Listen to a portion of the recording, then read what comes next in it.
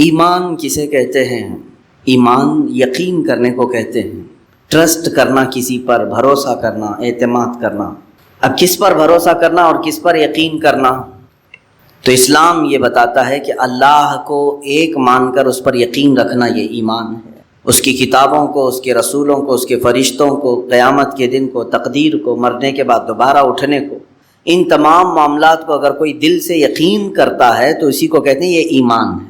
ایمان جو نام ہے یہ قلب کی، دل کی ایک کیفیت کا نام ہے، یہ نظر نہیں آ سکتی۔ کس کے دل میں ایمان ہے نہیں ہے یہ کوئی نہیں بتا سکتا، دل کی ایک کیفیت کا نام ہے۔ ظاہر سی بات ہے میرے دل میں ابھی کیا چل رہا ہے وہ آپ نہیں بول سکتے، آپ کے دل میں ابھی کیا ہے مجھے نہیں خبر ہے۔ تو دلوں کی کیفیت میں سے ایک کیفیت کا نام ایمان ہے۔ اسی طرح سے کفر بھی ہے، ایمان کا اپوزٹ کفر ہے۔ کفر بھی دل سے کسی کا انکار کرنا، اللہ کا یا رسولوں کا یا قیامت کا یا ضروریات اسلام میں کسی چیز کا انکار کرنا، اس کا بھی تعلق دل سے ہے اور زبان سے بھی ہے۔ اب یہاں پر مجھے آج جو گفتگو کرنی ہے وہ یہ ہے کہ دو قسمیں پوری دنیا میں موجود ہیں، ایمان والوں کی اور اہل کفر کی، کفار و مشرکین۔ ایک طرف کفار جو اپنے کفر کو برملا اظہار بھی کرتے ہیں، اعلان بھی کرتے ہیں کہ ہم اللہ وحدہ سبحانہ تعالیٰ کو اقرار نہیں کرتے یا نہیں مانتے، وہ لوگ یہ کہتے ہوں، قرآن کو نہیں تسلیم کرتے، رسول کو نہیں مانتے، وہ علی الاعلان کافر ہیں، وہ اپنے کفر کا اعلان بھی کرتے ہیں۔ اور انہی کے برعکس بحمدہ تعالیٰ ہم ایمان والے ہیں، علی الاعلان اپنے ایمان کا اظہار بھی کرتے ہیں، ہم اللہ کو ایک مانتے ہیں، برملا ہم یہ ہر جگہ کہتے بھی ہیں، چھپاتے نہیں۔ قرآن کو حق کتاب تسلیم کرتے ہیں، رسول کریم صلی اللہ علیہ وسلم کو سب سے آخری رسول مانتے ہیں، یہ ہم کبھی چھپا کر کے رکھتے ہیں اس چیز کو؟ ایمان والے بھی کھل کر کے اظہار کرتے ہیں، کفار بھی اپنے کفر کا کھل کر اظہار کرتے ہیں۔ ان دونوں کے درمیان ایک جماعت ہے جس کا نام منافق ہے۔ اس کی تعریف کیا ہے؟ منافق کہتے کسے ہیں؟ میں آج اسی سلسلے میں آپ کو معلومات پیش کرنا چاہوں گا۔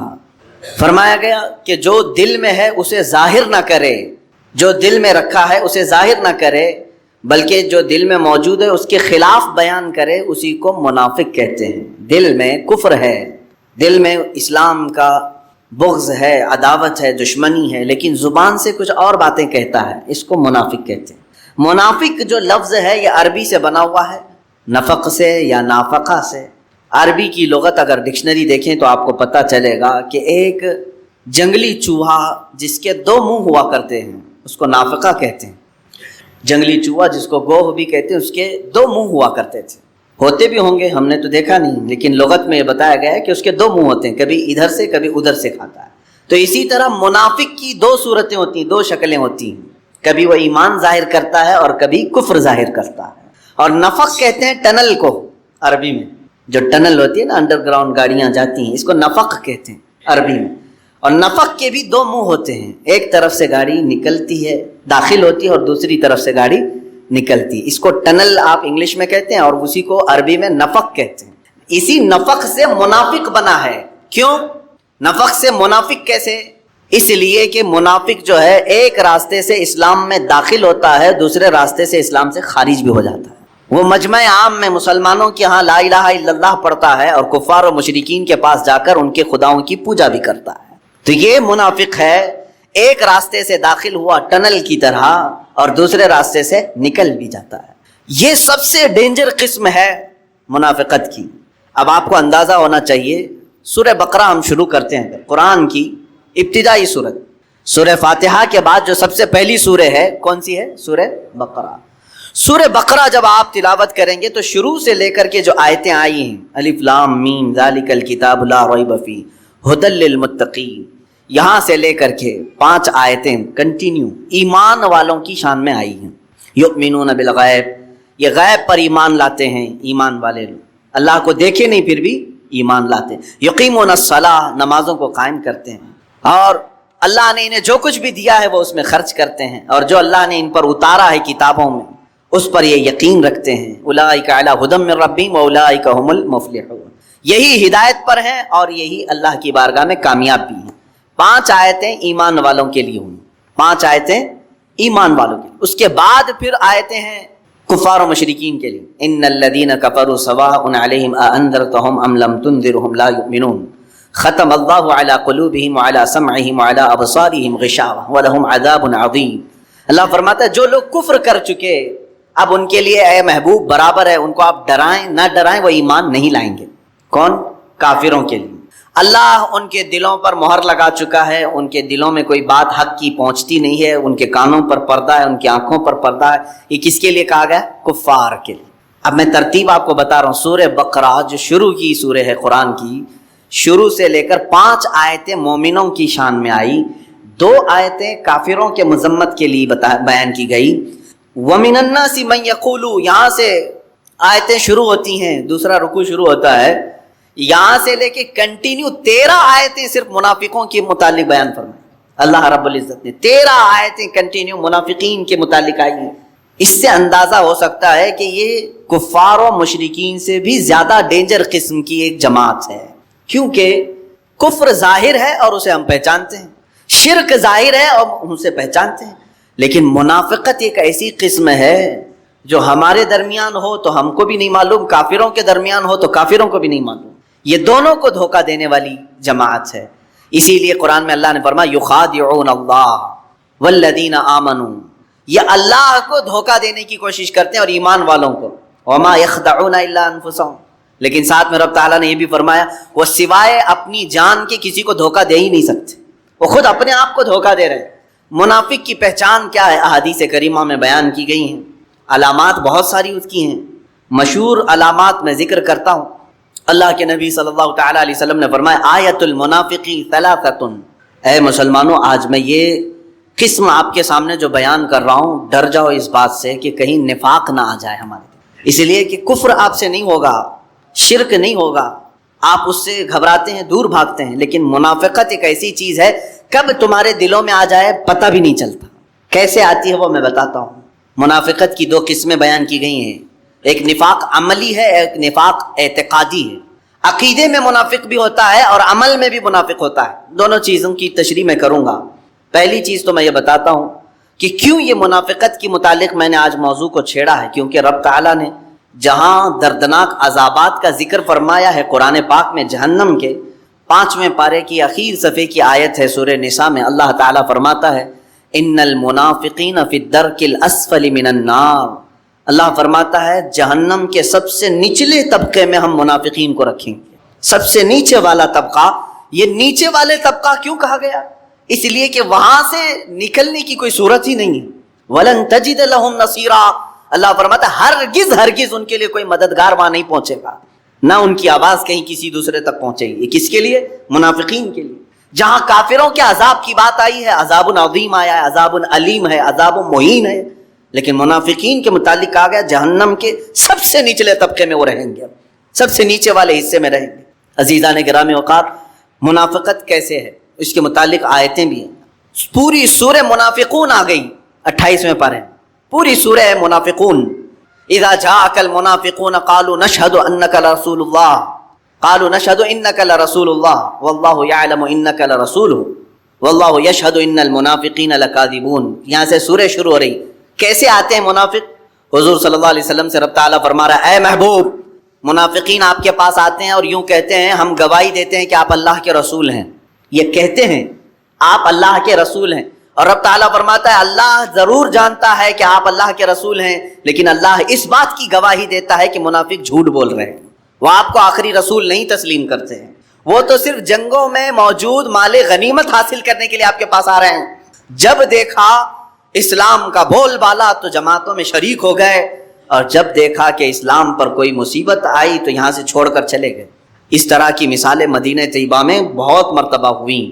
اللہ کے حبیب صلی اللہ تعالیٰ علیہ وسلم جب مدینہ طیبہ تشریف لائے تو یہاں سب سے بڑا جو خطرہ تھا وہ یہودیوں سے زیادہ منافقین سے تھا. ہر بات جا کر لیک کرتے تھے یہودیوں کے پاس، عیسائیوں کے پاس، کہ محمد صلی اللہ تعالیٰ علیہ وسلم آج یہ پلاننگ کر رہے تھے، یہ باتیں کر رہے تھے. ہر چیز یہاں کی لے جا کر وہاں پہنچاتے تھے. کئی دنوں تک یہ معاملہ چلتا رہا. جنگ بدر کے بعد تو بہت سارے لوگ اسلام میں داخل ہوئے. جنگ بدر ایک ایسی فیصلہ کن جنگ تھی، صرف 313 مسلمان اور 1000 سے زیادہ کافر ہیں.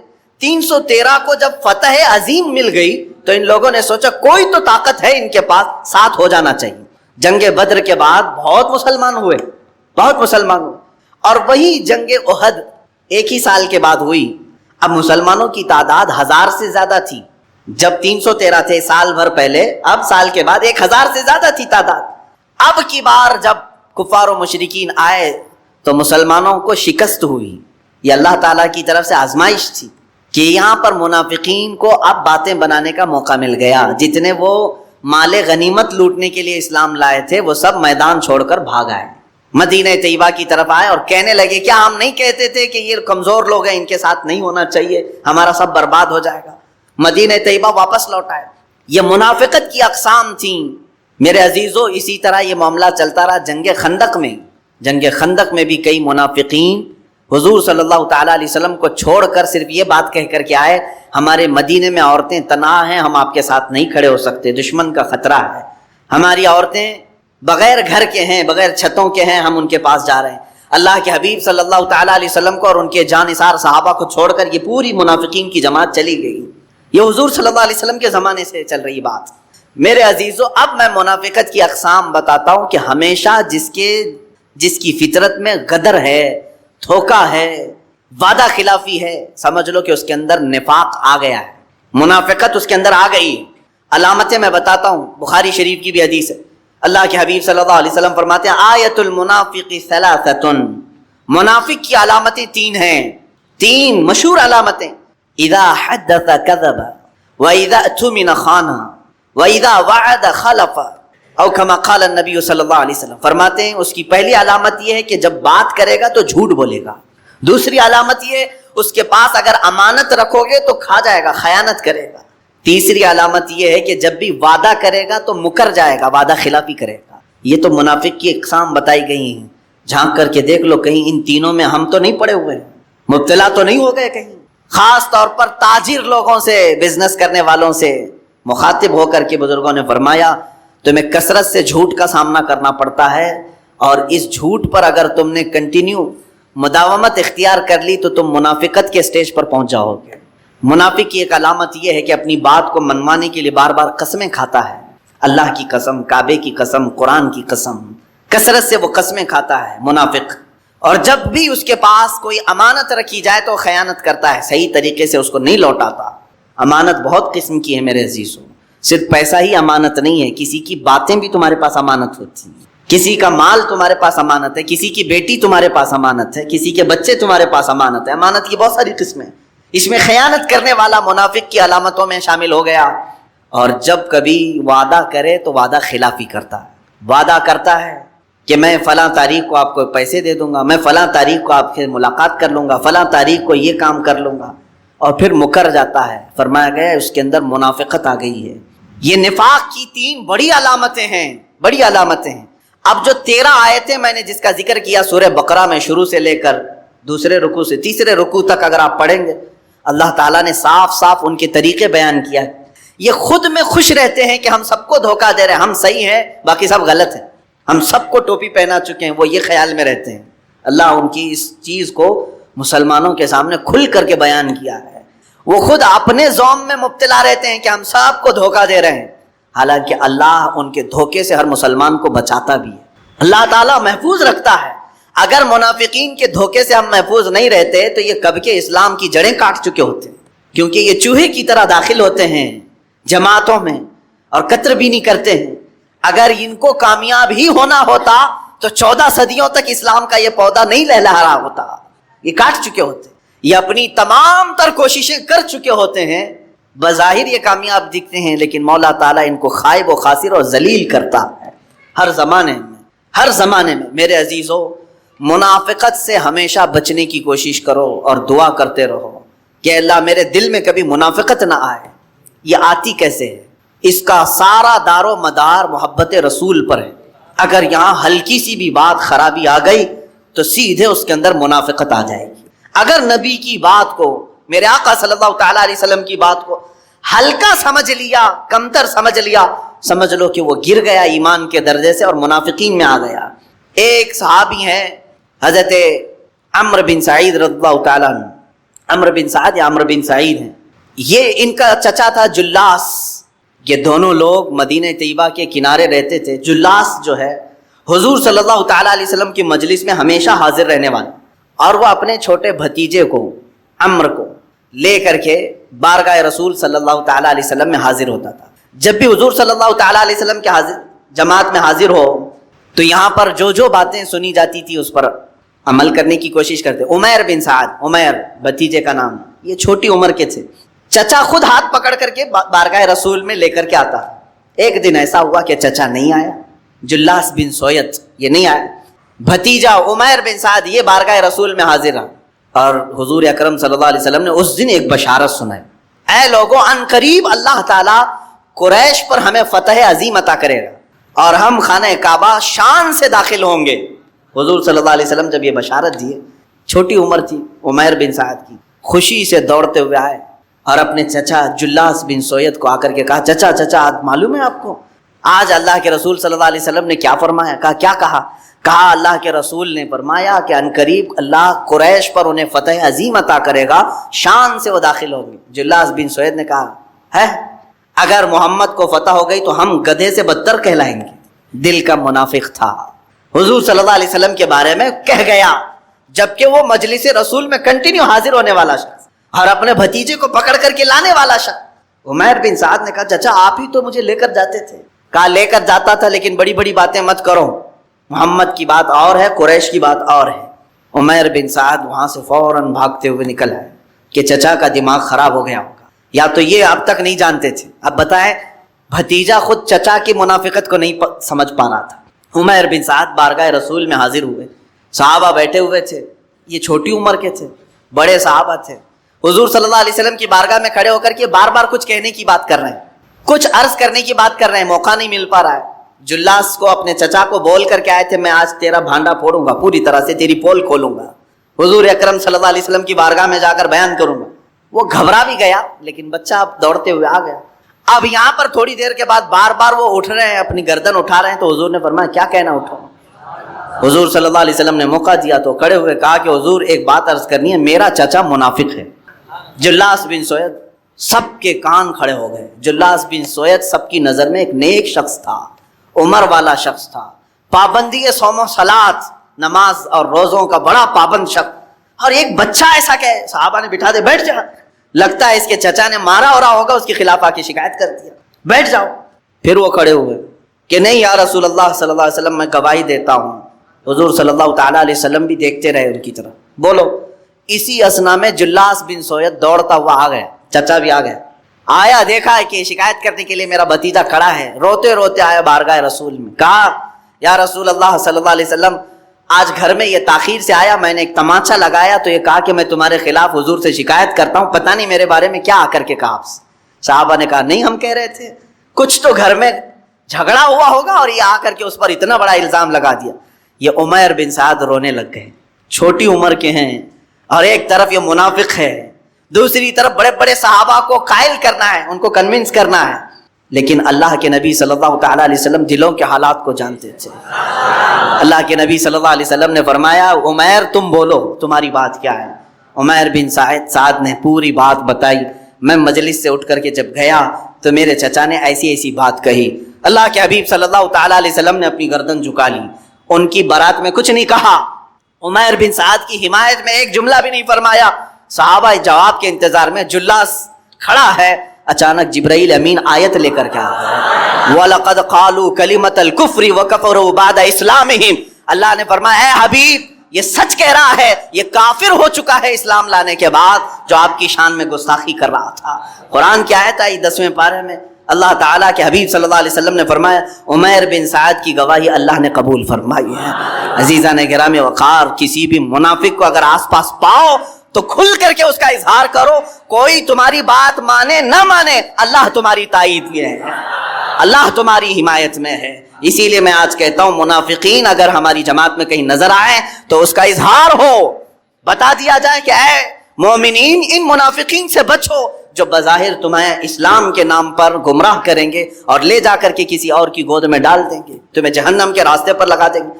عزیزان گرامی، منافقین کی اور علامتیں جو قرآن پاک نے بیان کی وہ سنیں آپ.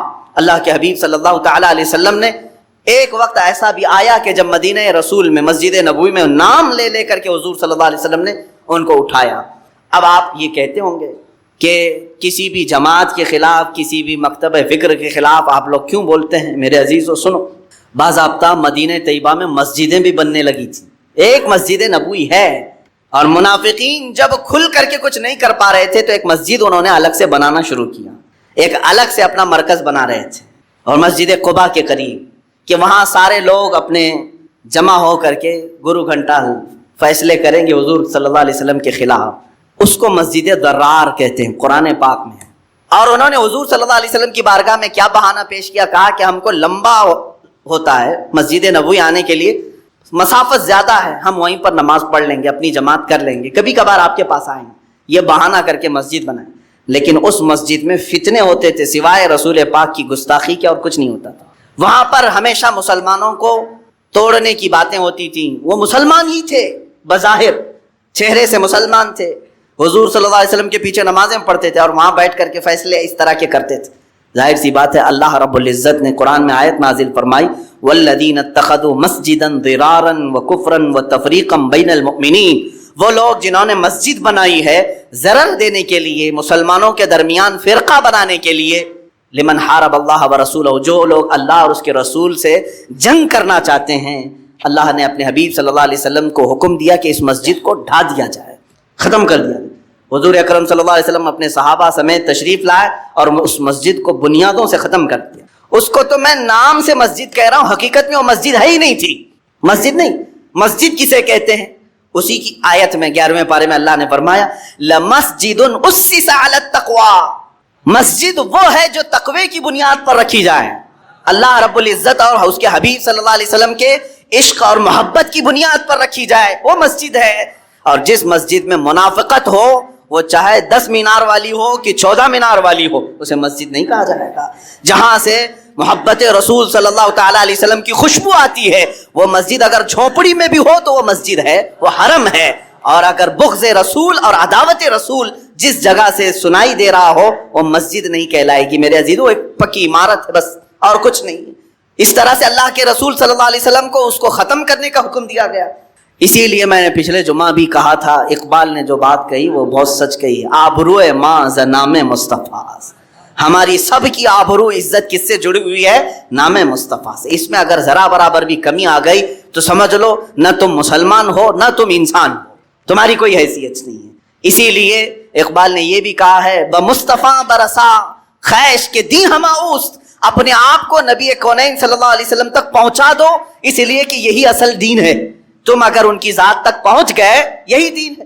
اگر بہو نہ رسیدی تمام بو لہبیس، اگر حضور صلی اللہ علیہ وسلم تک تم نہیں پہنچ سکے تو پوری زندگی تمہاری بو لہب کی طرح ہے، ابو لہب کی طرح ہے کہ حضور صلی اللہ علیہ وسلم کو چھوڑ کر کے جینا۔ عزیزان گرامی وقار، اب میں آپ کو یہ بھی بتا دوں کہ نفاق عملی کیا ہے، نفاق اعتقادی کیا ہے۔ کبھی منافق عمل سے ہوتا ہے اور کبھی عقیدے میں بھی ہوتا ہے۔ اللہ ایک ہے، یہ عقیدہ سب کا ہے۔ حضور صلی اللہ علیہ وسلم اللہ کے آخری رسول ہیں، یہ عقیدہ سب کا ہے۔ اللہ کے فرشتے ہیں، اللہ کی کتابیں ہیں، اللہ قیامت کا ایک دن لانے والا ہے، تقدیر ہے، مرنے کے بعد ہم دوبارہ اٹھائے جائیں گے، یہ سب پر ایمان ہے۔ یہ بنیادی ایمان ہے، یہ بنیادی، اس کو کہتے ہیں عقیدہ۔ اس میں ذرا برابر رد و بدل نہیں ہوگا، یہ عقیدہ ہے۔ کچھ عمل ہیں، عمل جیسے نماز ہے، روزہ ہے، زکوٰۃ ہے، حج ہے، یہ سب کیا ہے؟ یہ عمل ہے۔ عمل کہتے ہیں ایکٹیویٹیز، آپ کر کے دکھا رہے ہیں۔ اللہ ایک ہے، آپ کر کے کچھ نہیں دکھانا ہے، آپ کو دل میں ماننا ہے۔ فرشتے ہیں اللہ کے، آپ کو کر کے کچھ نہیں دکھانا ہے، دل میں ماننا ہے۔ ایمان دل کا نام ہے اور اسلام یہ عمل کا نام ہے۔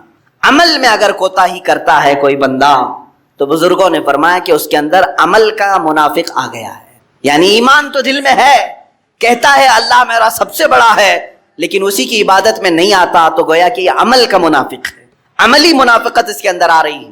اسلام کو سب سے بلند و بالا مذہب سمجھتا ہے، قرآن کو اللہ کی سب سے سچی کتاب سمجھتا ہے، سب سے آخری کتاب سمجھتا ہے، لیکن اس کی طرف کبھی ہاتھ بھی نہیں لگاتا۔ تو قول اور عمل میں اس کے مخالفت ہے یا نہیں؟ کہتا کچھ اور ہے، کرتا کچھ ہے۔ اس کے لیے کہتے ہیں یہ نفاق عملی نفاق ہے۔ اس کا گناہ یہ ہے کہ قیامت کے دن اللہ تعالیٰ اگر یہ توبہ کر کے مرا تو معاف بھی فرمائے گا اللہ تعالیٰ۔ یعنی نماز نہیں پڑھتا تھا، روزے نہیں رکھتا تھا، زکوٰۃ میں کچھ خرابی آئی، اسلام کے خلاف کچھ عمل کرتا تھا تو گناہ کبیرہ ہے، لیکن اگر توبہ کر کے مرے گا تو اللہ تعالیٰ اسے معاف بھی فرمائے گا۔ اور اگر توبہ کر کے نہیں مرا تھا تو قیامت کے دن اگر اس کی سزا میں جہنم آ گئی تو جہنم میں جائے گا، لیکن ایک نہ ایک دن وہاں سے نکالا جائے گا۔ یہ نفاق عملی کی بات کر رہا ہوں، عمل میں اگر نفاق آیا تھا تو۔ اور اگر عقیدے میں منافقت آ گئی، وہ کیسے؟ کہتا ہے اللہ ایک ہے ہمارے سامنے، اور ہندوؤں کے پاس کہتا ہے جتنے تمہارے خدا ہیں اتنے میرے بھی ہیں، عیسائیوں کے پاس کہتا ہے تمہارے ہاں 3 ہیں میں بھی 3 کو مانتا ہوں۔ تو یہ اعتقادی منافق ہے، یعنی سب کے پاس جہاں گیا ویسا رنگ ڈال دیا، یہ منافق اعتقادی ہے۔ قادیانیوں کے پاس گیا، کہا کہ تمہارا جو آخری نبی تم جس کو غلام احمد قادیانی رسول مانتے ہو، میں بھی اس کو رسول مانتا ہوں، محمد صلی اللہ علیہ وسلم ان کو بھی میں رسول مانتا ہوں۔ یہ منافق اعتقادی ہے، اس کی بخشش نہیں۔ یا اگر بغیر توبہ کے مرا تو قیامت کے دن اللہ تعالی ہمیشہ ہمیشہ کے لیے اسے جہنم کے سب سے نچلے طبقے میں داخل کرے گا، سب سے نچلے طبقے میں داخل کرے گا۔ اعتقاد میں نفاق آنے نہ پائے، عمل میں اگر آ گیا تو اس کی توبہ سے معافی کا امکان ہے، بچنے کی صورت ہے، لیکن عقیدے میں اگر منافقت آ گئی تو سمجھ لو میرے عزیزوں کوئی تمہاری مغفرت نہیں، بخشش نہیں۔ سورہ منافقون کی میں آیتیں پڑھتا ہوں، اللہ فرماتا ہے وَإِذَا رَأَيْتَهُمْ تُعْجِبُكَ أَجْسَامُهُمْ، اللہ جب تم ان کو دیکھو گے تو ان کے جسم تم کو اچھے لگیں گے، منافقین۔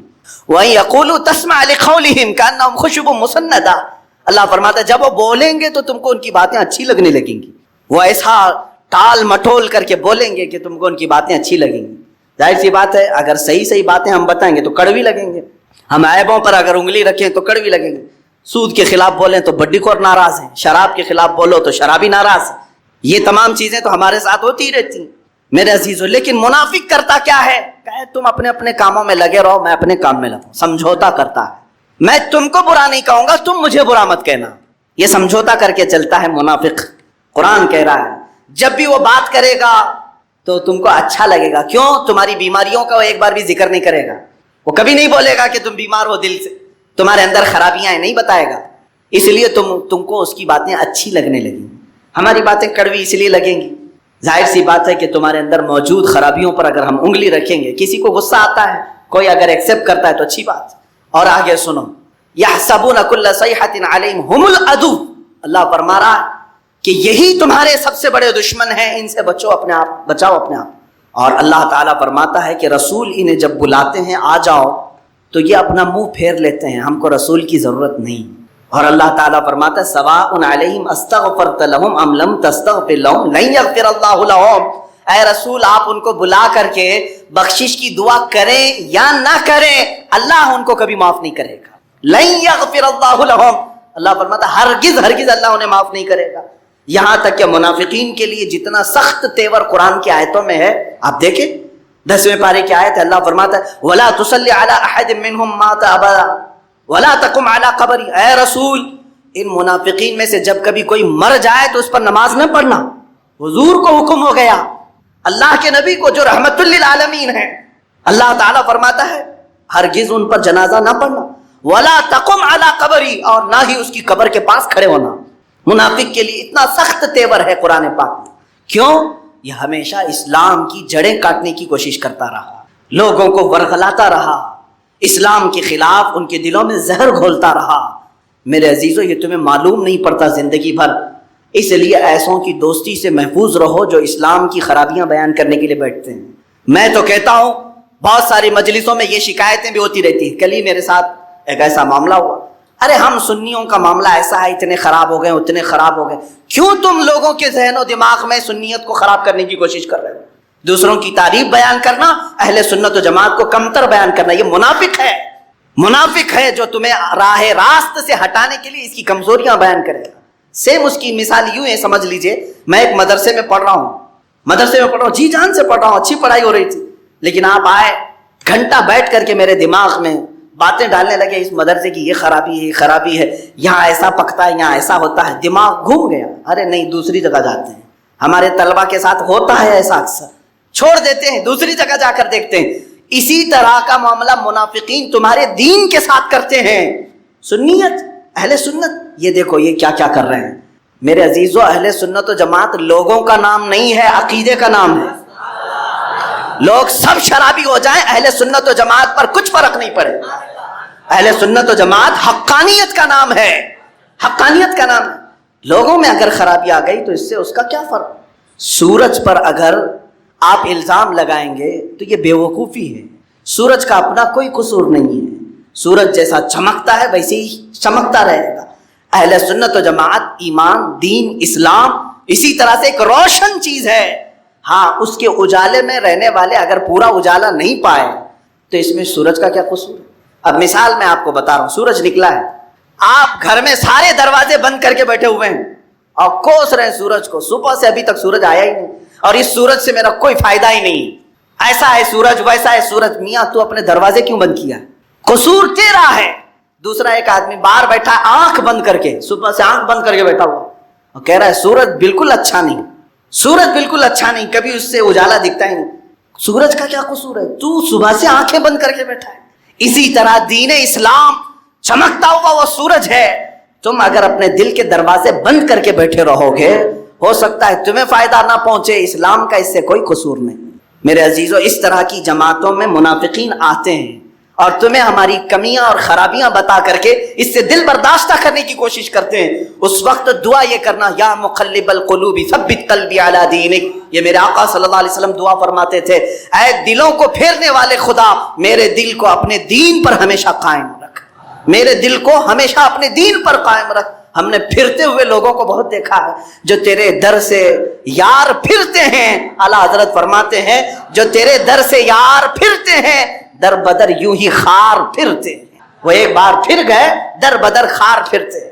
عزیزان گرامی وقار، اب میں آپ کو یہاں پر صاف صاف یہ بتانا چاہوں گا منافقین اس زمانے میں کیسا کام کرتے ہیں. یہ تو زمانے رسول کی بات تھی. اللہ کے حبیب صلی اللہ تعالیٰ علیہ وسلم کے زمانے میں انہوں نے جنگوں میں، جہاد میں کفار و مشرکین کو ہماری باتیں لیک کی. حضور صلی اللہ علیہ وسلم کی جنگی ترتیبات کو لے جا کر کے ان کے سامنے بیان کرتے. یہاں کہاں غلہ رکھا ہے، کہاں اناج رکھا ہے، یہ سب جا کر بتاتے تھے. یہ منافقین اس وقت اس طرح کے دھوکے دیے. بغداد کو ہلاکو نے جو تباہ کیا کسی اور کی وجہ سے نہیں، ہمت ہی نہیں تھی ہلاکو کی. ابن القمی نام کا ایک شیعہ تھا جو ہلاکو سے مل گیا تھا جا کر کے، اور بغداد کے سارے خزانے، سارے جو اہم پوائنٹ ہے وہ جا کر ہلاکو کو اس نے بتایا اور اس سے ساز باز کر کے خلیفہ بغداد کے خلاف ہلاکو کی سپورٹ میں آ کر پورے بغداد کو تباہ کیا. لیکن کیا ہلاکو نے ابن القمی کو چھوڑ دیا؟ اس کو بھی مارا. منافق کی یہی حال، اس کی حالت یہی ہے.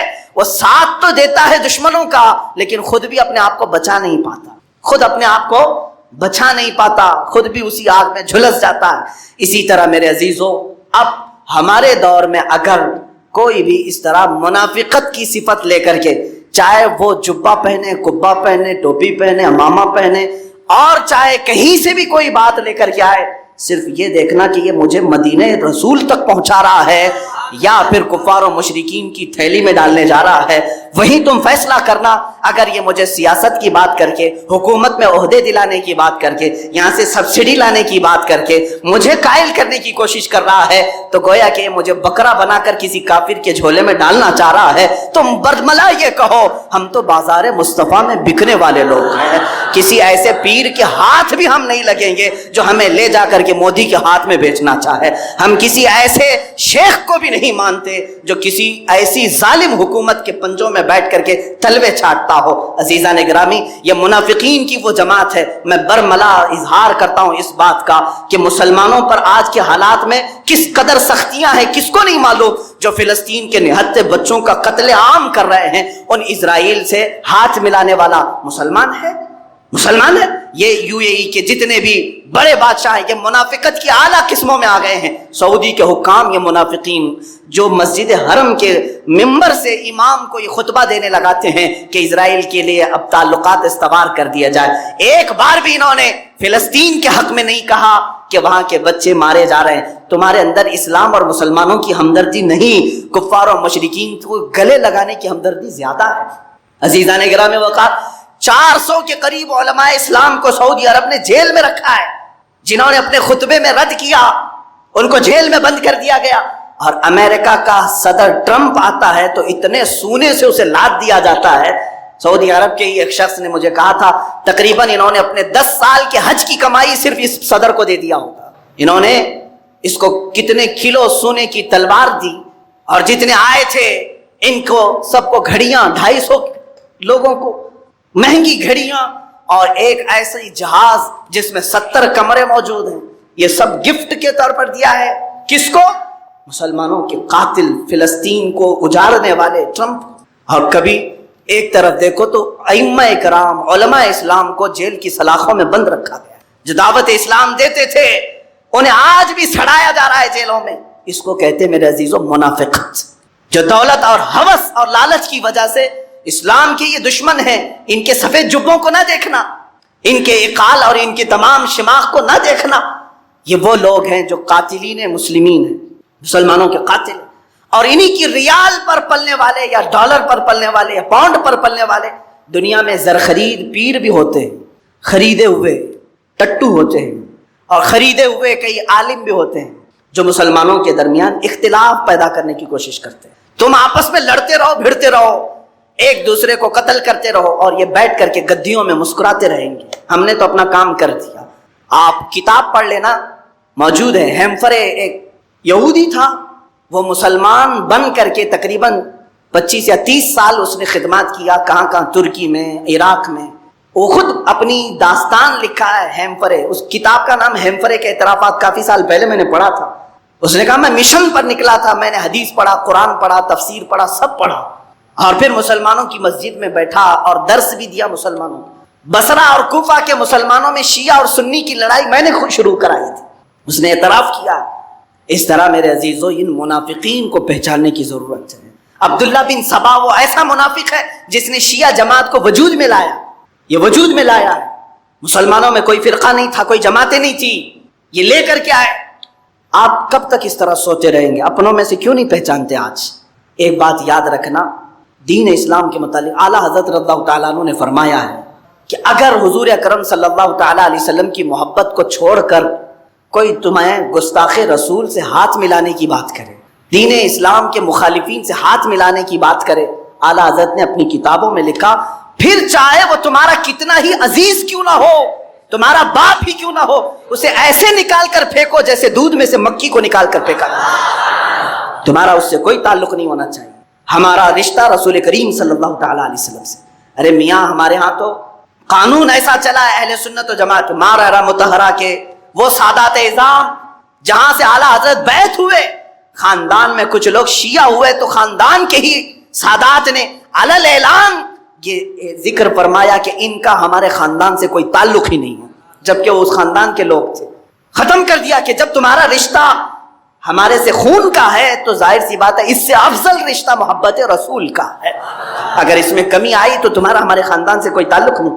ہم اس اہل سنت و جماعت کے پلیٹ فارم پر ہیں، ہمارے ہاں شخصیتیں اہم نہیں ہیں، ٹوپیاں داڑیاں اہم نہیں ہیں، ہمارے ہاں محبت مصطفیٰ اہم ہے۔ اگر گدڑی پہننے والا عاشق رسول ہے تو ہمارے سروں کا وہ تاج ہے، اور اگر جبے گبے پہننے والا گستاخ رسول ہے، چاہے وہ کسی بھی مسجد یا خانقاہ کی گدی پر ہی کیوں نہ بیٹھے، ہمارا اس سے کوئی تعلق نہیں۔ جو مسلمانوں کو بیچنے کی بات کرے، لے جا کر کے فروخت کرنے کی بات کرے، چند پیسوں میں اور سکوں میں بک جائے، میرے عزیزو ایسے کہ ہاتھ میں ہاتھ ہرگز نہ دینا، یہ منافقین ہیں، ان کو پہچانو اور منافقت سے توبہ کرو۔ اس لیے کہ جتنے اولیاء کاملین آئے سب کی دعاؤں میں دیکھ لینا وہ روتے روتے یہ دعا کرتے تھے، اے اللہ کفر تو شرک سے تو میں بچ جاتا ہوں، لیکن دل میں کبھی منافقت آ گئی تو یہ معلوم نہیں پڑتا، اے رب ذوالجلال میرے دل کی نفاق سے تو حفاظت فرما۔ مسلمانوں اس سے دعا کرو کہ اللہ ہم کو منافقت سے بچائے، نفاق سے بچائے۔ دیکھو آج ہماری جماعت میں کچھ لوگ منافق آ کر کے مسلمانوں کا عقیدہ خراب کر چکے ہیں۔ عام نوجوان اب صحابہ کی شان میں گالیاں دینے لگا ہے، ان کو کون اس طرح لایا ہے، کون ہے جو اکسایا ہے؟ شان امیر معاویہ کے خلاف بھونکنے والے، سبزیاں بیچنے کی ان کی قدر نہیں ہے، جو دیوار بنانے کے کام کرتے ہیں، جھاڑو جھاڑنے کے کام کرتے ہیں، یہ شان امیر معاویہ میں کتے کی طرح بھونک رہے ہیں۔ ان کو آخر یہاں تک لایا کون؟ ان کے پیچھے کوئی نہ کوئی ایسا منافق ہے جو جماعت اہل سنت میں داخل ہو کر کے، جماعت اہل سنت کا نام لے کر کے ان کو بغض صحابہ سکھاتا ہے۔ سمجھ جاؤ میرے عزیزو، آج صحابہ کی شان میں اس نے سکھایا، کل تمہیں یہ بھی کہے گا کہ رسول مر کر مٹی میں مل گئے، معاذ اللہ رب العالمین۔ سمجھ جانا اہل سنت و جماعت سے اگر سر منہ بھی انحراف کرو گے تو گمراہی ہے، کھائی ہے، اللہ تبارک و تعالی ہمیں ان تمام چیزوں سے محفوظ رکھے. ہمارا عقیدہ وہی ہے جو ہمیں ہمارے بڑوں نے سکھایا ہے، انہیں جانا، انہیں مانا، نہ رکھا غیر سے کام. للہ الحمد میں دنیا سے مسلمان